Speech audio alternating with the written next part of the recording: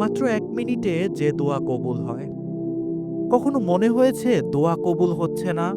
আজকে এমন 3টি দোয়া শিখাবো যা মাত্র 1 মিনিটে পড়তে পারবেন এবং এটি দেখলে আপনিও অবাক হয়ে যাবেন। ১. দুশ্চিন্তার দোয়া। লা ইলাহা ইল্লা আনতা সুবহানাকা ইন্নী কুনতু মিনাজ জালিমিন। এই দোয়া পড়লে আল্লাহ দুশ্চিন্তা দূর করেন। সূরা আম্বিয়ার আয়াত ৮৭-তে এসেছে। রিজিকের দোয়া। রিজিকের দোয়া। আল্লাহুম্মাগনিনি বিহালালিকা আন হারামিক ওয়া বিফাদলিকা আম্মান সিওয়াক। এই দোয়া প্রতিদিন সকালে পড়ুন, রিজিক বৃদ্ধি পাবে ইনশাআল্লাহ। ঘুমের দোয়া।